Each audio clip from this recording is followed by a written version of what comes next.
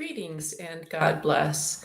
I have a question. So, if you look at websites where, they're training people to come out of addiction and whatnot, um, a lot of responsibility is put on the candidate.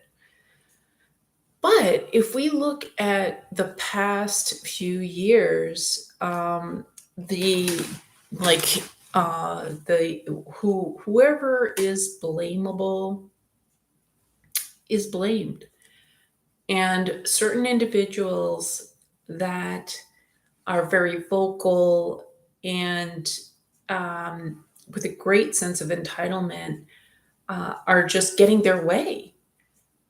And what I wonder is, where are all the addiction specialists who would not put up with people having a temper tantrum just because they didn't get their way? Like, where are these people? Uh, because if we, because like no, nothing professional, nothing profitable comes when we capitulate to adults behaving like a big baby. But somehow, I guess, but it has, right? I mean, all these big companies donated to a three-letter Marxist group, and the woman who was running that three-letter Marxist group gave the money away, bought three mansions. Nobody's saying anything. Nobody's so if that person, or if the people that we've been seeing hysterical on the media, if they were actually in some type of recovery group, the people in charge would never put up with what we're being fed as acceptable behavior. I mean, like the screaming people, the ranting people, hysterical, recording themselves. Like, if this was in any kind of self-help recovery thing, number one, the elders would not put up with the crap, and the people who are responsible for the group would not put up with the hysteria and the kind of emoting, like, and it's not like this is emoting in a self-discovery kind of a way. It's emoting for likes, it's emoting for views, it's emoting for virtue signaling. And, that's not to say people in recovery aren't doing virtue signaling. It's not that to say that they don't just say stuff they don't mean, just, pay lip service to something. I'm not saying, that never happens. But where are all the trusted elders and experts in human behavior the past few years? Like it just dawned on me that like when I've been in self-help groups, like people who are just going on and on, or hysterical, out of control, like generally, like they wouldn't last very long. I mean, because they would just be so destructive. But like now, people with no impulse control and a grand sense of entitlement, they have an audience. And I guess maybe I'm so late to the party, because excuse me, a lot of people have been saying how social media, it feeds behavioral issues and mental health issues.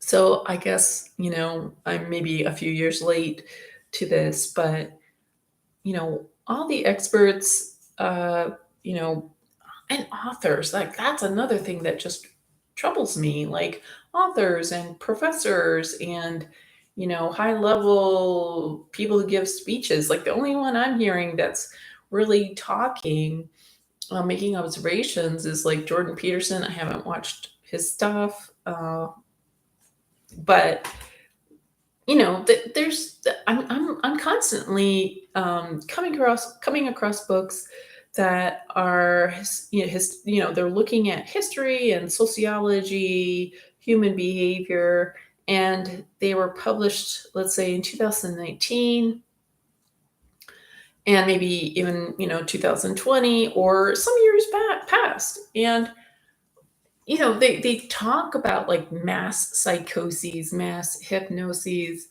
and just stuff about behavior. And I'm like, where are all these very smart people that I'm sure, I mean, I hope that they see that there's something wrong with society. And I know they can't say anything because they're going to be canceled. Like, like, for instance, there's a particular platform.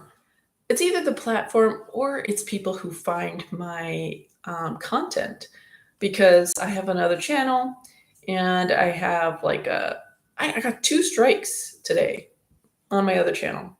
So I already had a pre-existing strike. So that's my understanding. If you have 3 strikes, like, your channel's done.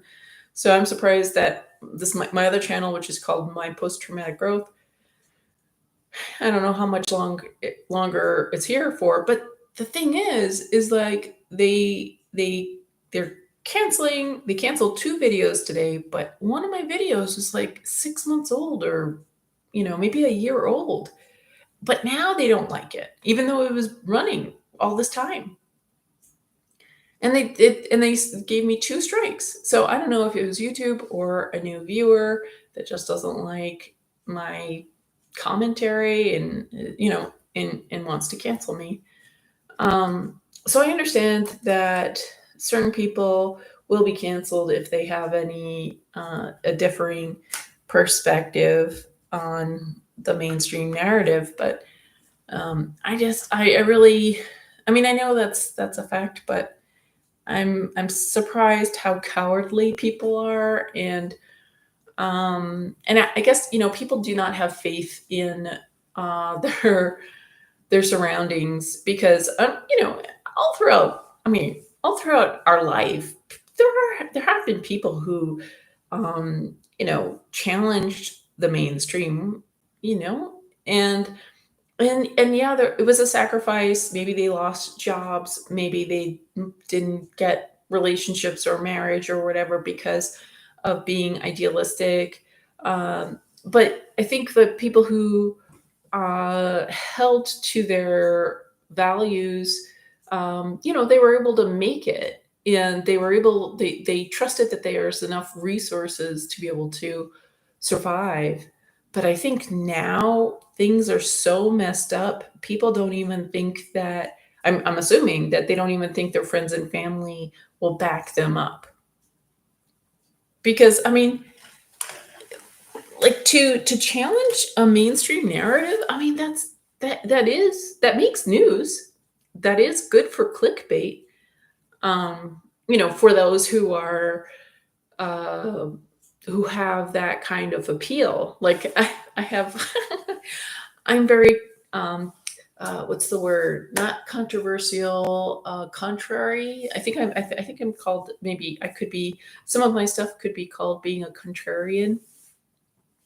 Because I just have a very different outlook, take on things, and I feel compelled to share.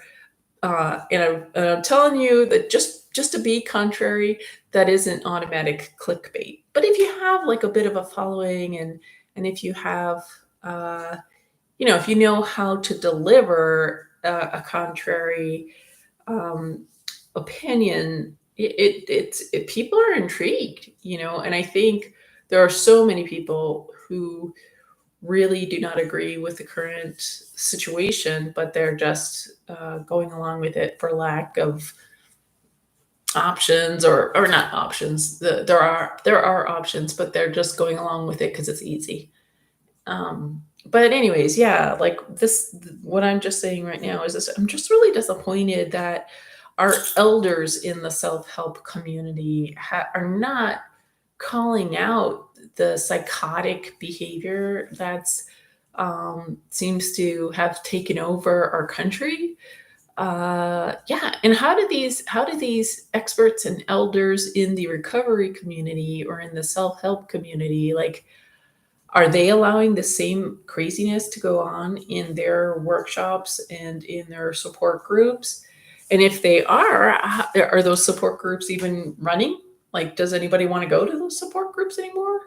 If it's just going to be some weird mental masturbation thing of I'm a victim and everybody else has to take care of me, I mean, of course that's not going to work. And I don't think any person with a sincere desire to heal would want to be around that, because that's just more toxic crap, you know.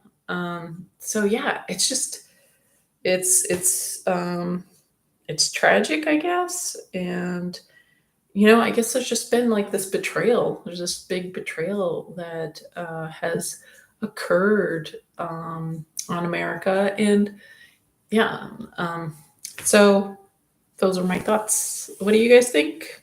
What have you guys? I haven't been going to a support group, um, in some years, so I don't know what it's like, but it just seems like there's a double standard, because in a support group, what's going on in the media, like of people screaming and upset about a political figure, um, just the sheer existence of a political figure, even though the political figure isn't even in power anymore, it's still like so triggering.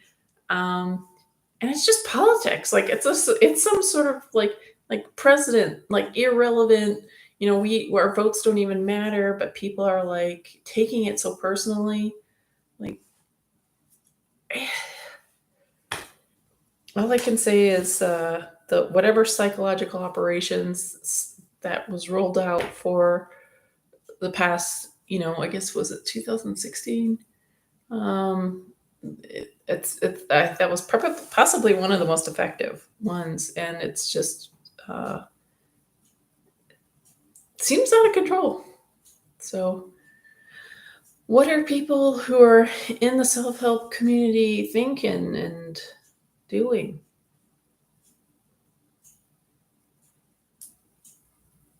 And is what's going on, is this kind of um, feeding temperamental, entitled, emotionally unregulated people, is feeding their victimhood? Is that really what we want? Is that really going to work? Does that help them? So those are my thoughts. That's what I'm wondering. Thanks for watching. God bless.